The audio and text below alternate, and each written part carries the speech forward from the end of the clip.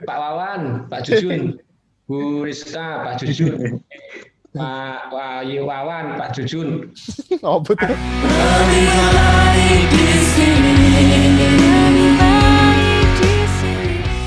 Bapak Ibu sekalian kan dosen-dosen yang muda ya, yang dengan masa kerja di bawah 5 tahun di kampus gitu ya. Kira-kira selama 5 tahun itu ada kesulitan nggak ngajar sebagai dosen? Mungkin kan dosen juga profesi yang spesifik ya, lain dari bagi teman-teman yang sudah berpraktek arsitek gitu loh. Nah, ada nggak kesulitan atau sesuatu yang berbeda di sebagai dosen di jurusan arsitektur Semarang? Apa dulu nih? Bose. Tak karepe. Nek urut tua Pak Jujun. Oh, Jun, Jun. Jadi dosen muda. Oh iya, Pak Wawan. Ya, nek apa ya?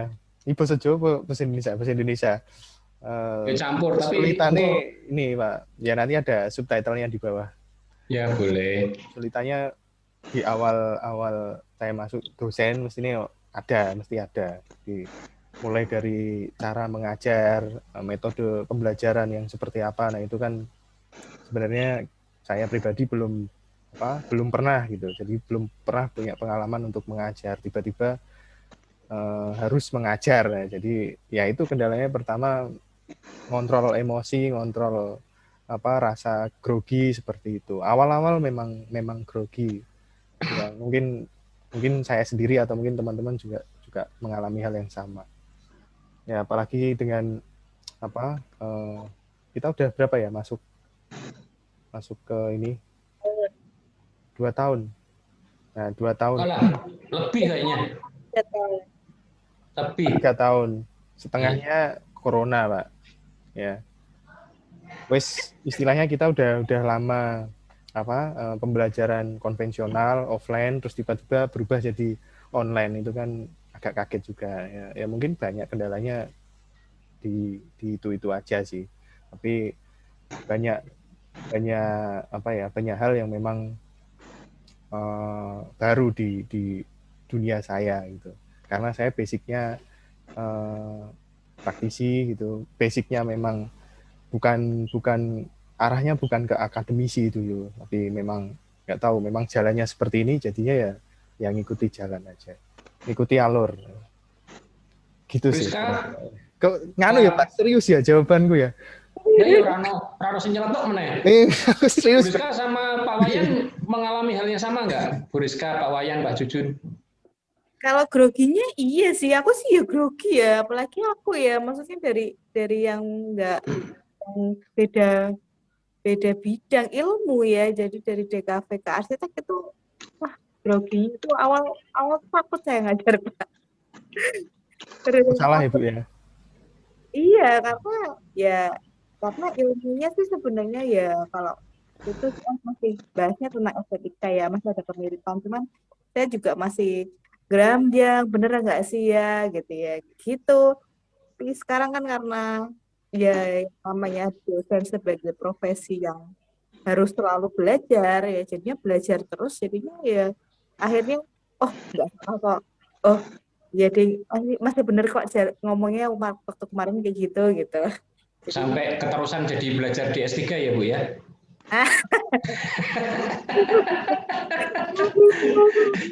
Kalau belajar di S3 itu agak lari ya, gimana ya? Nggak nyampe gitu loh belajar. Enggak sih. Gimana kalau Pak Wayan, Pak Jason gimana sih? Pak Wayan punya cara mengatasinya nggak? Supaya nggak grogi atau metode apa yang sebagai dosen muda itu untuk langsung masuk ke pembelajaran di kuliah itu gimana Pak Wayan? Ya sebenarnya sama sih, pasti grogi itu ada awal-awal. Cuma awal-awal itu selang 1 semester, itu semester itu udah mulai cair. Jadi awal-awal itu kan pasti gimana ya, mahasiswa aku bisa ngajar apa enggak ya, saya bisa ngajar apa enggak ya, mahasiswa tuh bisa menerima saya apa enggak ya gitu. Itu hampir 3 bulan sampai 4 bulan tuh grogi, terus ya lama-lama udah kenal mahasiswanya, karakternya, oh ternyata kayak gini. Ya kita akhirnya memang gap itu antara umur itu tidak bisa bohong sebenarnya. Jadi apa ya, kita yang masih anggaplah muda itu masih bisa nyambung ngobrolnya dengan mahasiswa. Artinya ya anggap aja kayak kakak sama adik itu. Jadi ya mungkin salah satu hal mengatasinya ya menghilangkan gap itu. Jadi anggap aja lah kayak seumuran atau kakak sama adik. Jadi kayaknya sih seiring dengan berjalannya waktu memang sekarang udah nggak zaman lagi namanya dosen killer gitu ya. Jadi kayaknya udah mulai kita tuh sama-sama belajar, katakanlah ya mahasiswa itu lebih kalau kita tuh lebih menang umurnya sedikit lah daripada mahasiswa. Jadi pengalaman kita lebih banyak daripada mahasiswa sedikit sih. Jadi anggapan dosen killer itu sudah mulai hilang. Kita bisa seperti sahabat dengan mahasiswa. Mungkin kalau saya pribadi menempatkannya ke arah situ. Jadi udah nggak bisa lagi dosen killer. Kalau sekarang mungkin Zoom-nya harus nyala semua. Kalau nggak nyala nilainya C, nggak lulus. Nah, gitu-gitu tuh mungkin apa ya, sudah mulai bergeser zamannya dari dulu dosen killer sampai sekarang dosen yang bersahabat dengan mahasiswa. Mungkin itu sih kalau saya. Kadang kan dosennya aja nggak nyalain kamera kok Pak. Nah itu yang mungkin bisa jadi ya Pak. Dosennya pas kuotanya lagi habis Pak. Nah, ini pengalaman Pak Jujun mungkin agak berbeda karena Pak Jujun itu dulu sebelum masuk itu menjadi asisten dosen ya Pak ya di kampus. Keren. Agak lama ya. Kalau saya sebelum menjadi dosen kan saya sudah ada 8 tahunan lah di dunia praktisi ya. Jadi menarik sih ya, menarik bekerja di dunia akademis ya. Sebelumnya sudah di praktisi, jadi sebetulnya beda antara dengan di praktek sama di teori. Tapi ini menarik karena ini nggak bisa lepas ya. Nggak bisa lepas. Justru ini tantangan bagi saya. Memang awalnya saya pun juga nggak mengira, misalnya jadi dosen nih, saya juga sebenarnya juga nggak mengira juga. Tapi saya berpikir kita pengalaman banyak, ilmu bagus. Buat apa kalau kita pendem sendiri ya? Lebih baik, aman yang baik kita berbagi ke teman, generasi ya. Terus akhirnya saya kok diarahkan ke sini ya, ke akademis ya. Itu mungkin campur tangan Tuhan ya. Mungkin kalau saya nggak mungkin di dunia ini. Tapi alhamdulillah saya diterjunkan di dunia akademis dan saya berharap tentunya apa ya? Saya bisa mendampingi, bisa setidaknya saya punya turun lah regenerasi, terutama di generasi dunia arsitek ya. Yang pertama yaitu akhlak mulia, yang kedua pakar arsitek, ya. Yang ketiga ilmu yang bermanfaat bagi masyarakat. Jadi ya kalau cerdas, pengalaman baik, tetapi akhlak mulianya nggak baik kan ya sama aja. Jadi dasarnya menurut saya itu ya seperti itu. Ya. Terus sebetulnya nih apa namanya ya? Kita belajar dari generasi ke generasi. Mungkin zaman saya Pak Cek beda ya. Dosen killer tadi sudah sampaikan kepada saya, Bu Rizka, Pak Kawan. Zaman dulu mungkin saya masuk ke ruangan dosen itu nggak pakai selontongan tempat gambar, itu saya nggak berani. Begitu masuk ditanyain, Jun sini produknya mana? Wah, itu. Sekarang kan sudah beda eranya, keluar masuk ruangan, bahkan WA itu sudah kayak teman. Tapi dalam hati saya kok beda ya ini, apa pengganggunya kok beda. Tapi saya rasa kita nggak bisa untuk menentangnya. Eranya sudah beda. Jadi kita ya yang mengikuti alur, tetapi goalnya tetap sama. Kita mencetak generasi bangsa yang berguna. Kita main pragmatis, tapi goalnya sama. Tetap masukkan bola ke dalam gawang, tetapi permainannya pragmatis. Beda. Saya rasa sih nggak ada masalah. Mau era zaman 10 tahun yang lalu, 10 tahun yang akan datang, nggak ada masalah. Yang penting itu bisa peka terhadap impact ya. Walaupun saya sendiri pun juga waktu sendat, tapi ya nggak apa-apa, semua belajar. Rasa itu Pak Teng, rasa perlu dikembangkan juga. Nah, kalau selama jadi dosen ya saya agak tertarik sebenarnya dengan meningkatkan kualitas keimanan tadi ya, tapi mungkin tidak kita bahas malam ini. Karena sangat kualitatif ya, nanti metodenya berbeda, pakainya ke jenuh ya, bukan karena ada filosofinya, harus pakai filosofi. Ya. Lulus. Sekarang saya lebih tertarik gini, tadi kan banyak terus cara mengatasi awal-awal ngajar itu kan masih bisa dikatakan grogi atau ndredeg atau khawatir nanti itu materi saya cocok nggak ya gitu dan sebagainya. Itu cara ngatasinya gimana kira-kira? Ada yang punya saran buat teman-teman nantinya yang pengen jadi dosen juga atau akademisi? Makin banyak belajar, Pak. Makin belajar dan semakin banyak pendekatan sih. Kalau benar kata Pak Wayan juga, pendekatan itu memang perlu dilakukan ya, karena kita juga nggak bisa egois. Kita punya materi ini gitu ya. Terus aku tuh udah menjelaskannya tuh semudah mungkin dan memaksa mereka untuk paham kan nggak bisa. Kita juga harus mendekati mereka cara yang seperti apa sih yang mereka tuh paham gitu. Itu yang dipelajarinya emang butuh proses gitu supaya materinya tuh nyampe.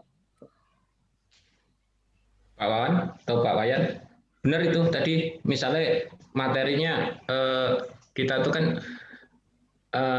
jadi kalau di seni itu kan ada pelajaran funny-thing ya, pelajaran sesuatu yang lucu atau menggembirakan itu ada satu mata kuliah sendiri. Kemudian ada mata pelajaran lagi yang namanya make hardest thing harder gitu ya. Jadi membuat sesuatu yang sulit menjadi lebih sulit itu ada.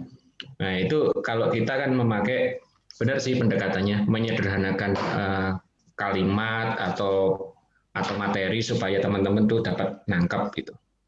Pak Wawan, Pak Wayan, Pak Jujun. Ya kalau saya memang itu sih Pak, sama kayak Pak Wayan, Bu Rizka sama Pak Jun juga sama.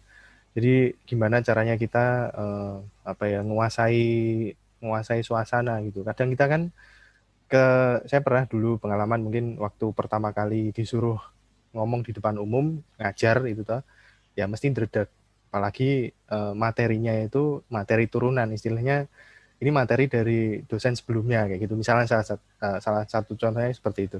Nah di tengah-tengah mesti ada waktu di mana kita itu sedikit ngeblank gitu.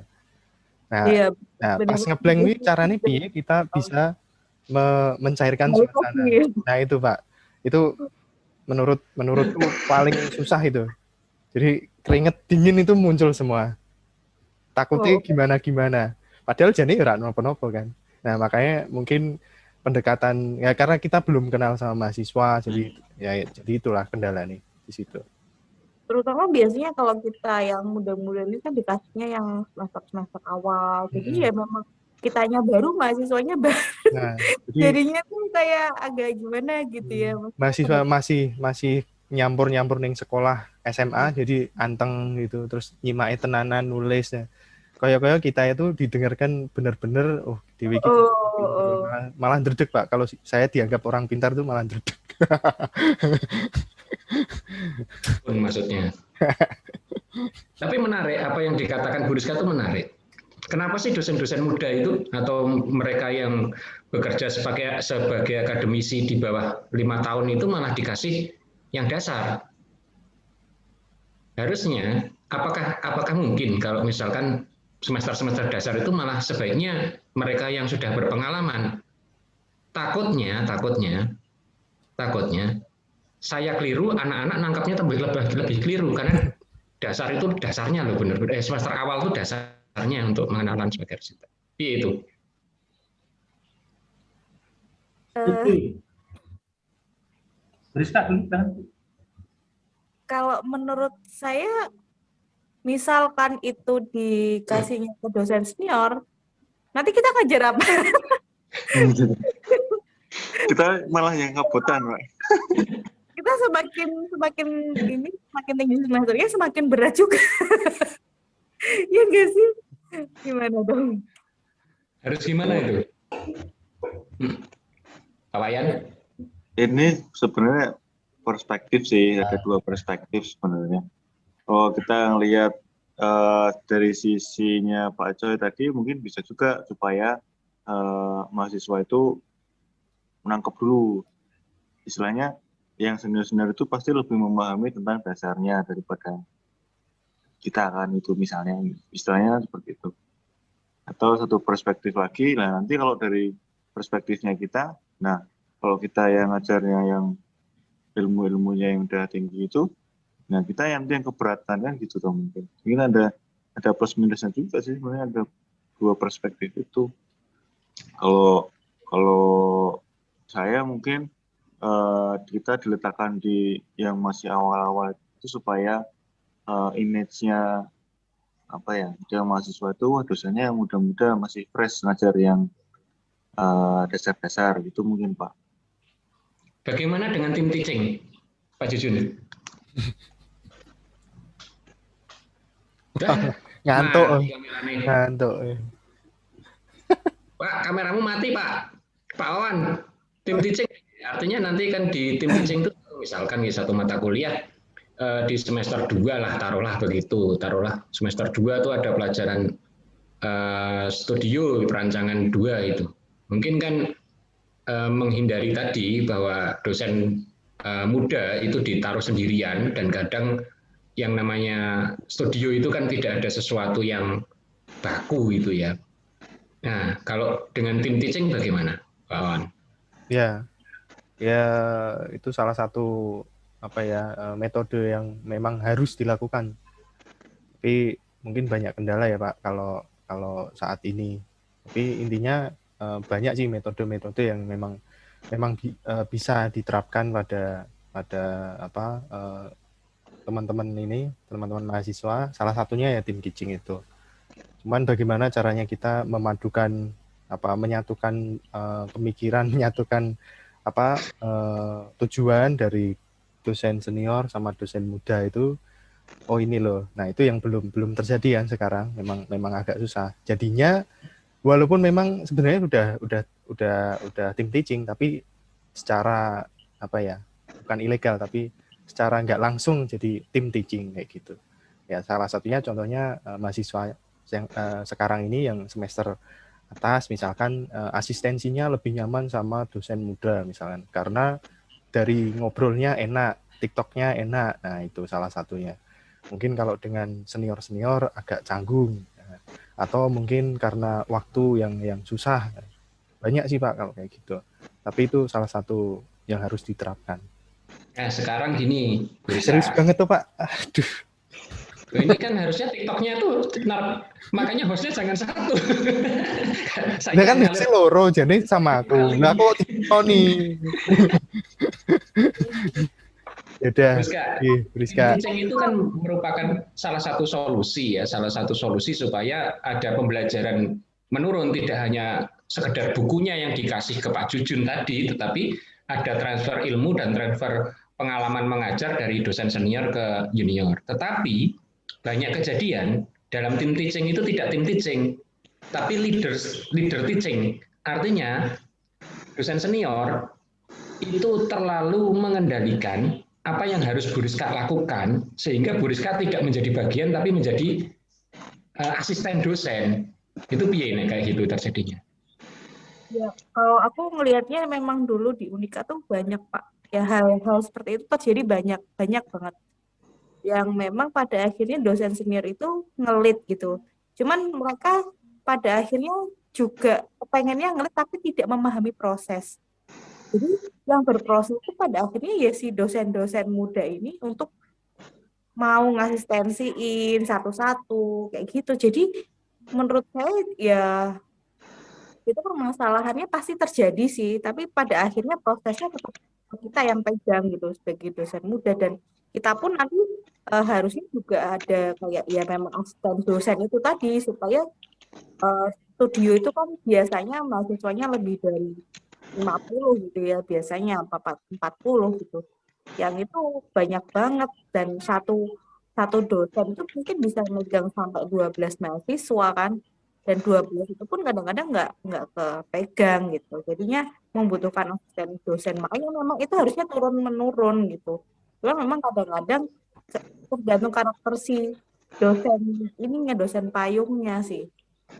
Bisa nggak kalau misalkan ada, atau gini, dosen yang lebih senior itu memberikan arahan gitu, kemudian dosen yang lebih junior itu menerjemahkan arahan itu dalam suatu program pembelajaran gitu.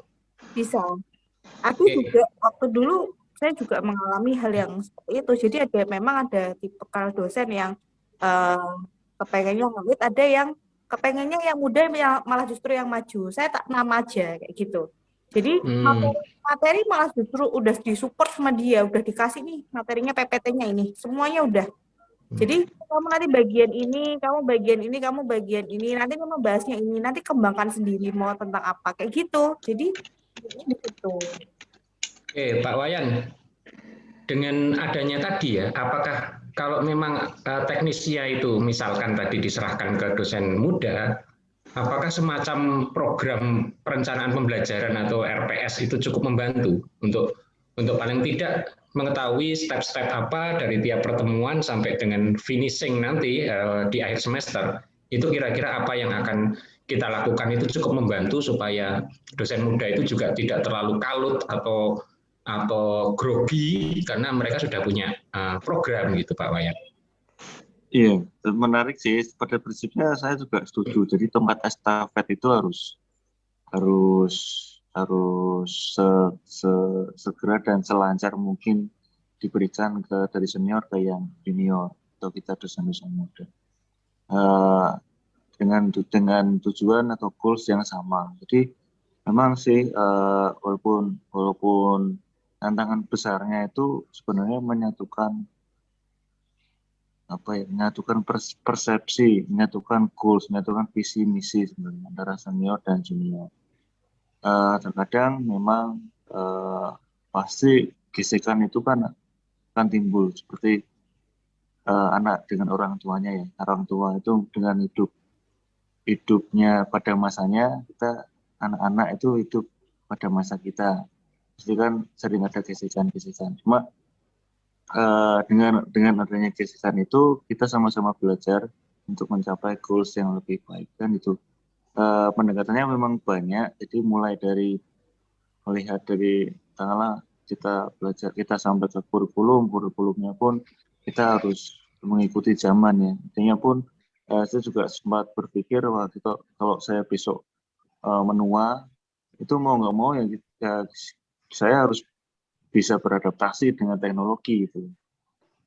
Pasti itu kan satu hal yang pasti, apalagi disrupsi teknologi itu kan begitu cepat.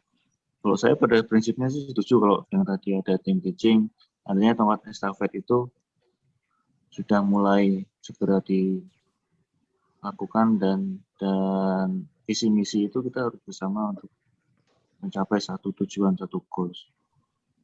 Kalau boleh dikatakan begini, Pak Wawan nih, mereka yang senior itu punya kelebihan di bidang pengalaman, ya kan?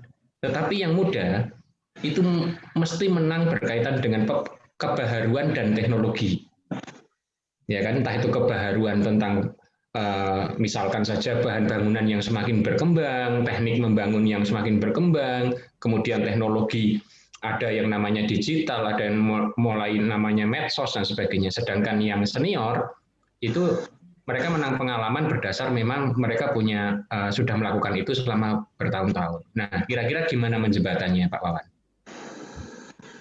Saya, Pak. Ya. Saya nimpali boleh nggak? Oh iya, boleh, Bu. Saya soalnya bukan nimpali ya, maksudnya nambahin. Karena baru-baru ini sering banget muncul di feed Instagram tuh. Kita tuh ada di feed itu dibilang kalau jangan kita ngajarin anak kita apa yang diajarin orang tua kita ke kita. Memang betul berarti kita selagi seorang anak itu mengajari anaknya gitu ya. Kita kan kayak dosen ini kan mengajari anaknya gitu ya. Jadi kita memiliki kebaruan yang dimana itu dari pengalaman orang tua itu kita ambil. Dan kita ambil itu tapi terus jangan serta-merta ditiru gitu loh. Jadi kebaruan-kebaruan itulah yang justru jadi metode kita yang baru sehingga itu kita bisa memberikan mana yang baik gitu. Oke. Berarti pengalaman dari turun-temurun itu kita simpulkan, kita masukkan ke dalam materi pembelajaran, tetapi dengan metode-metode yang baru gitu ya Bu ya? Iya. Setuju Bu Rizka. Nah, terus sekarang gini, mungkin Pak Jujun juga bisa ini ya, karena kan yang dinamakan muda itu kan juga ambigu sebenarnya. Yang dinamakan muda itu muda secara usia, atau mereka yang baru bergabung kepada institusi itu gitu ya. Nah ini batasannya menurut Pak Jujun nih, batasannya dianggap dosen senior atau dosen junior itu bagaimana batasnya? Apakah nanti selamanya kita ini bakalan jadi dosen junior gitu? Kalau walaupun kita tahu umur Pak Jujun kan hampir 50, tetapi masuknya belum ada. 10 tahunnya loh Pak. Batasannya gimana batasannya? Ya. 10 tahunnya 50 loh. Jadi ini dua sudut pandang yang berbeda ya. Jadi dosen muda ya, dosen junior. Jadi ada juga kan dosen yang baru itu umur 40 atau umur 35 lah, bisa aja kan tergantung kampus swasta kan nggak terlalu di batas yang sebagai patokan gitu. Jadi ada juga kan mungkin di lingkungan kampus kita juga seperti itu. Nah, apakah itu juga masih dengan dosen muda, katakanlah umur 40 nih baru jadi dosen. Ini baru 1 tahun, tapi yang umur 37, tapi dia masuk dosen umur 25. Berarti pengalamannya lebih banyak yang umur 37. Mungkin apakah yang umur 40 memanggil yang dosen 37 tahun itu junior kan? Ya, enggak juga. Jadi menurut saya itu sudut pandang yang itu sah saja mau ambil yang mana, mau ambil dari umur atau jam terbang mengajar itu masing-masing pribadi lah itu. Tapi kalau pendapat saya sih sebenarnya lebih ke jam terbang ya menurut saya ya. Jadi jam terbang mengajar itu yang lebih diutamakan kalau saya sih daripada di umur begitu. Yang penting akhlak mulia ya Bang. Ya istilah ya seperti saya kan 40 tahun ya, tapi selalu disebut dosen muda. Resmi ini kan saya baru masuk 2019 ya, berarti oke, saya terima dosen muda oke. Ya kan walaupun umurnya ya sudah 40 ke atas sampai 50. Saya seperti Pak Soe, tapi ya nggak ada masalah itu. Dosen muda, dosen senior, junior itu menurut saya itu hanya istilah, tapi yang penting kan niat tulus kita untuk untuk menyalurkan ilmu di akademisi. Itu aja Pak. Pak Wayan. Tadi ya batasnya kita bisa dianggap setara itu kapan kira-kira gitu? Atau dengan cara apa? Aduh, angel pertanyaannya Pak. Pak pertanyaannya sih gampang-gampang Pak. Jawabannya ke ujian ini. Kita kan dosen punya ini ya, punya jenjang karir ya di Dikti itu kita mulai perintisnya dari asisten ahli sampai ke lektor, sampai ke profesor. Jadi ya itu dia gitu. Kita bisa bisa kok kita ngalahin dosen-dosen senior yang pengalamannya udah lebih lama dari kita dengan kita cepet-cepet ngejar itu gitu. Gelar akademisi itu gitu. Kalau secara itu sih iya, cuma kan ada secara yang tanda kutip itu Nah, kalau itu siapa tuh yang pengalaman ya? itu yang saya bilang susah itu. Kalau secara formal kan itu pasti ada jenjang karir ya, asisten ahli, lektor kepala dan seterusnya. Cuma yang susahnya itu yang tak bilang susah itu. Itu Pak, Iya, kalau saya mungkin belum bisa menjawab. iya Ya, ini kayak Nanti tak sensor itu.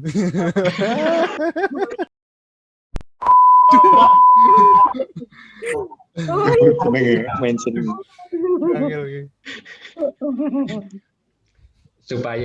supaya Pak Wawan ada croppingnya agak banyak ini. Croppingnya untuk editing agak banyak. Nanti tak sensor itu. Few moments later. Pak Wawan, mungkin ini statement terakhir ya di akhir-akhir sesi. Bagaimana dengan hubungan antara mahasiswa dengan dosen muda? Mahasiswa dengan dosen muda. Hubungan apa ki? Hubungan apa sih? Dari sudut pandang mana? Pak Wayan yang ngomong masing-masing perspektif itu beda. Pak Jujun juga sama. Iki aku akeh loh, Pak. Pak Wayan itu tadi bilang dengan selisih umur yang lebih pendek, kita bisa seperti kakak adik. Cuma bedanya Pak Jujun itu milih adiknya siapa. Nah, ini takon dewe tuh. Nah, menurut Pak Wawan gimana? Dengan kita punya keunggulan bahwa selisih umurnya ini tidak begitu banyak dengan anak-anak kita mahasiswa. Itu menjadi privilege nggak untuk kita mengajar itu? Ya, justru malah ini sih Pak, menguntungkan bagi kami mungkin dosen-dosen muda. Jadi ya agak serius mungkin ya, serius. Tak crop aku sing edit kan Pak, tapi tak crop dhewe. Ya itu menguntungkan Pak. Bagiku menguntungkan. Jadi kita lebih mudah dan kita lebih tahu bagaimana mengatasi atau metode yang bisa tersampaikan ketika kita mengajar gitu. Jadi ya carane mahasiswa itu bisa nyaman ya, nyaman tanda kutip loh. Bang, bukan nyaman yang nyaman tapi yang nyaman dalam pembelajaran gitu. Ya, itu. Jadi memang kita kan umurnya nggak terlalu jauh. Mungkin kalau Pak Coy itu kan terlalu jauh jadi nggak iso kan. Agak susah kan. Jadi memang ini tak turunin. Gitu sih. Jadi itu menguntungkan, Pak. Ya, menguntungkan memang. Pak Wayan, Pak Jujun, Bu Rizka berpendapat yang sama? Tapi kan Harap sih. Kan ini Pak Coy gimana dengan antara dosen dan mahasiswa kan? Ya. Dengan usia kita yang lebih muda, dengan usia kita yang lebih sedikit dengan anak-anak kita, apakah itu menjadi keuntungan gitu? Oh, apakah itu menjadi keuntungan dibandingkan dengan dosen senior? Ya.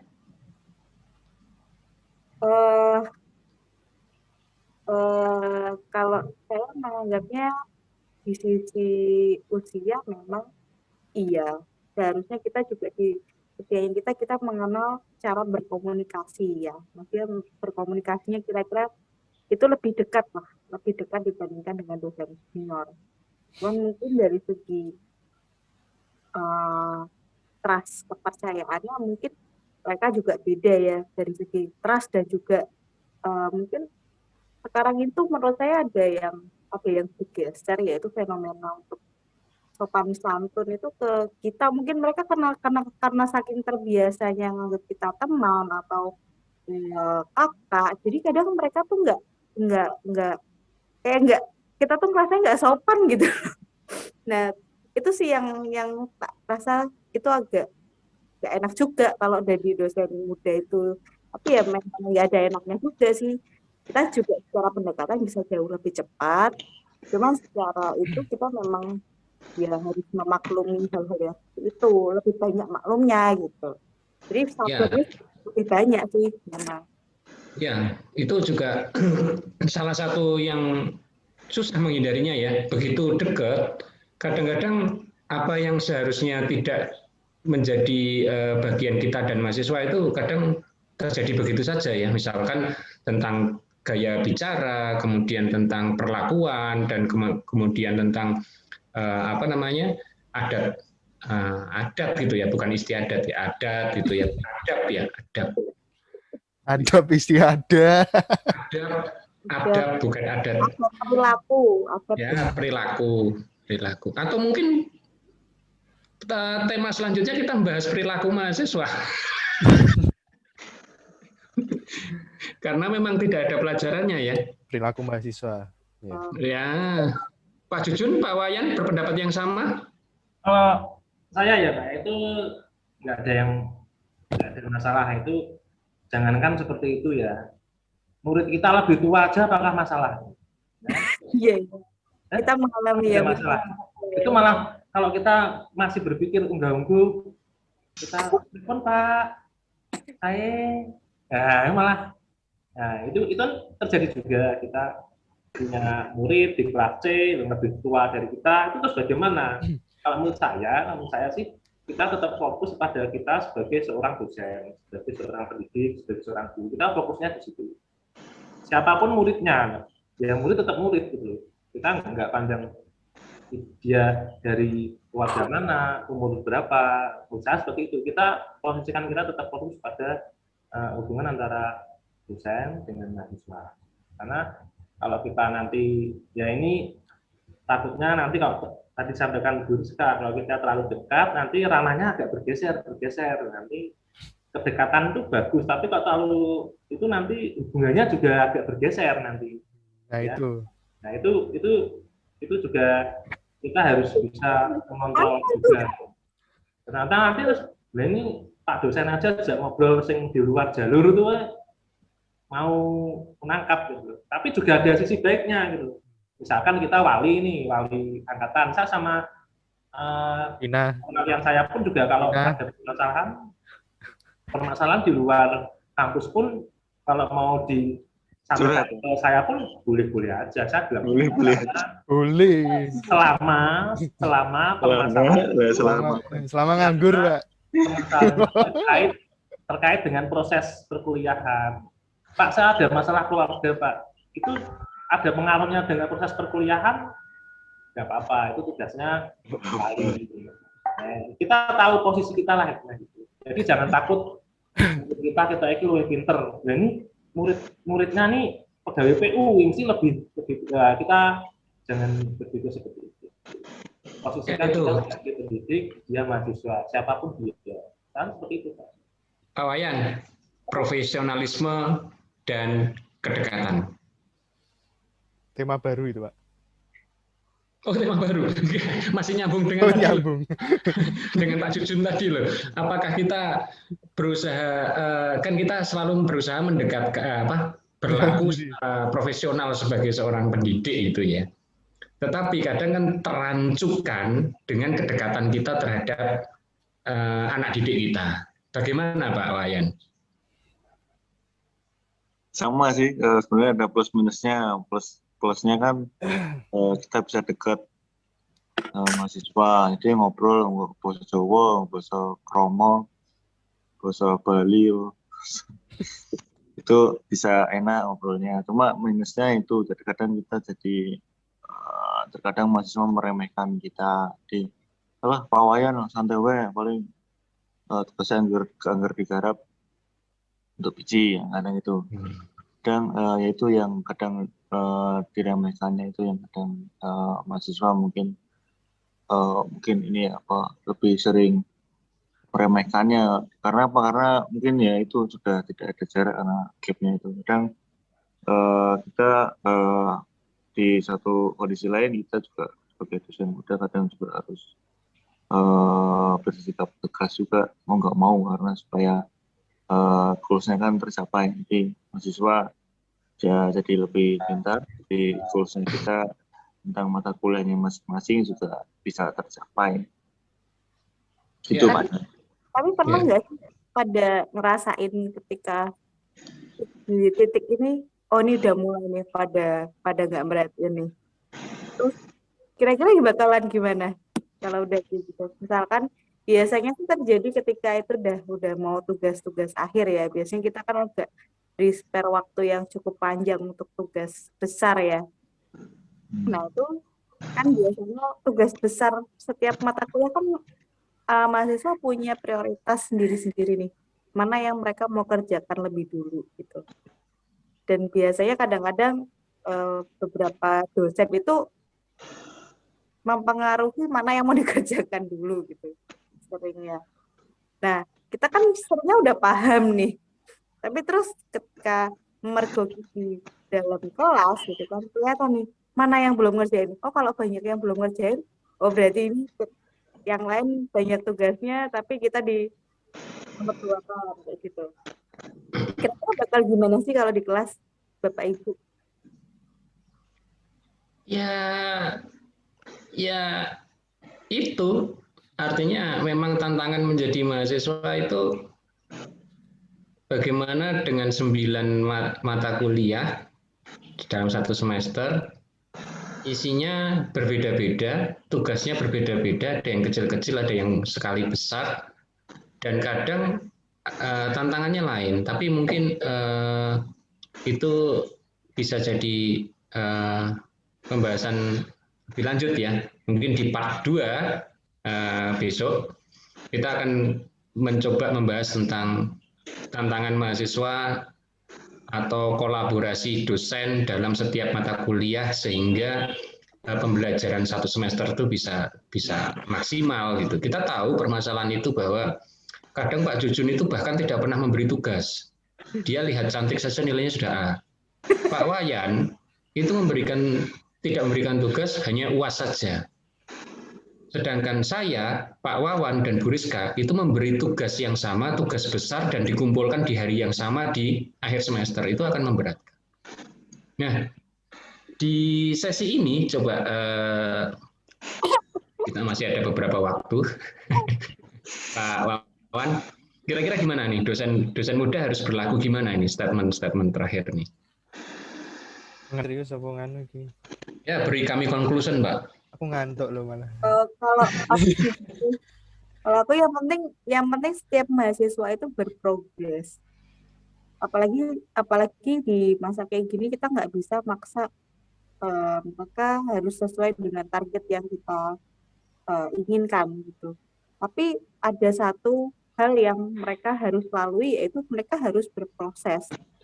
Jika mereka nggak melalui proses itu ya berarti mereka dianggap mungkin kalau saya menganggapnya itu mereka tidak menjalani mata kuliah ini dengan benar gitu. Jadi itu proses itulah yang membuat saya menilai gitu. Paling tidak ada proses sedikit lah yang bisa diberikan, nah itu jadi tolak ukur sih.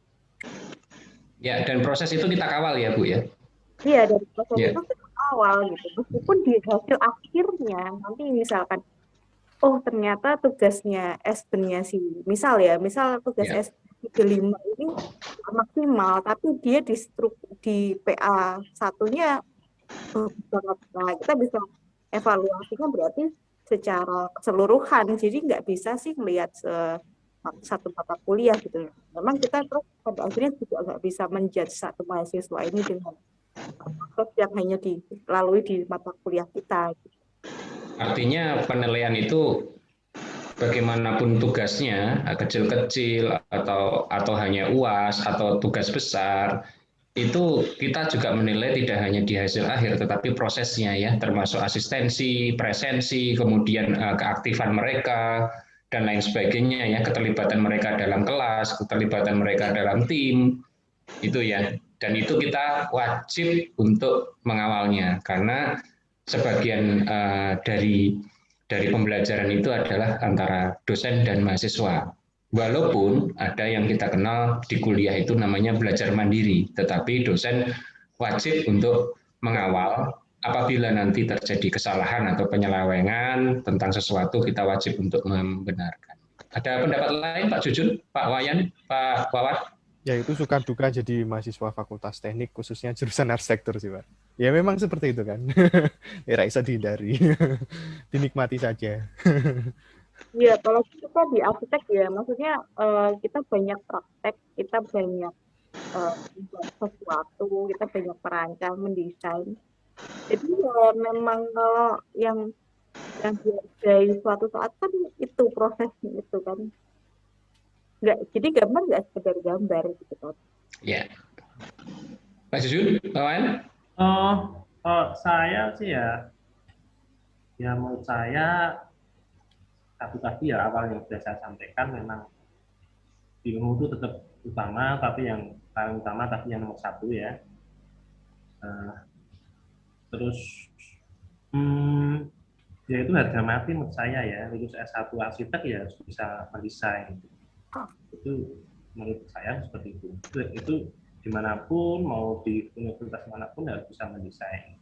Sehingga dalam proses perkuliahan harus kita peka, karena metode-metode 10-20 tahun yang lalu cara pengajaran kita pasti akan berubah, karena eranya berubah, tentunya metodenya sudah berubah, orangnya sudah berubah, atau mahasiswa itu gaya stylenya dia dalam perkuliahan sudah berbeda. Jadi ya seperti tadi ya, tapi outputnya mau tidak mau kita harus bisa menggambar dan mendesain. Itu S1 itu dasar. Itu ya. Ya. Sepakat Pak Jun. Jadi ada ilmu itu mungkin tetap yang namanya bagus itu selamanya akan bagus, yang baik itu selamanya akan baik. Tetapi mungkin dengan perubahan zaman metodenya bisa berganti, teknologinya bisa berganti, caranya bisa berganti, menyesuaikan perkembangan zaman ya. Tetapi yang hakiki itu pasti iya gitu. Artinya ya kalau 1 tambah 1 sama dengan 2 itu iya. Cuma mungkin dulu pakai kapur, sekarang pakai kalkulator gitu ya. Ya. Itu ya Pak Jason ya. Ya. Pak Wayan, ada tambahan? Ya, suka dukanya dosen muda ya, banyak faktor terhadap mahasiswa, terhadap instansinya, terhadap hubungan senior junior. Jadi itulah kalau dosen muda ya lebih banyak ke mahasiswanya, lebih fun, lebih enjoy ke mahasiswanya. Kalau hubungan senior junior lebih ke ini sih, mencapai satu buah kesepakatan tujuan yang sama. Lebih ke situ. Jadi kita intinya adalah punya tujuan yang sama, yaitu menciptakan generasi bangsa yang lebih baik, yang lebih pintar. Sepakat Pak, bahwa mungkin kita bisa berbeda jalan, tetapi tujuan kita sama ya. Bisa lewat tol, bisa jalan biasa, tetapi tujuan kita sama. Dan kita bisa beradaptasi gitu ya Pak Wayan. Kalau misalkan menempatkan diri di antara dosen juga bagaimana, di antara kita dan mahasiswa juga bagaimana, intinya diadaptasi. Dan kalaupun ada perbedaan jalan, itu yakinkanlah bahwa kita semua menuju ke tujuan yang sama, dengan tujuan yang sama untuk pendidikan Indonesia yang lebih bagus untuk semuanya dan masa depan yang lebih cerah. That's all guys, malam ini saya kira cukup. Masih banyak hal-hal yang berkecamuk di masing-masing kita, bahwa dan ini semakin bagus karena semakin banyak kita bersharing gini, makin banyak isi dari pikiran kita akan tercurahkan, dan semoga menjadi bagian dari pencerahan untuk kemajuan di jurusan arsitektur Fakultas Teknik Untak Semarang. Karena tadi seperti kata Pak Wayan, tidak apa-apa berbeda jalan, tetapi kita harus yakin bahwa kita menuju ke tujuan yang sama. Selamat malam, selamat berjumpa lagi dengan Dr. Iyap dan kawan-kawan. Sampai jumpa. Aja ditutup saya Pak, tutup rekam baik. Iya tak tutup.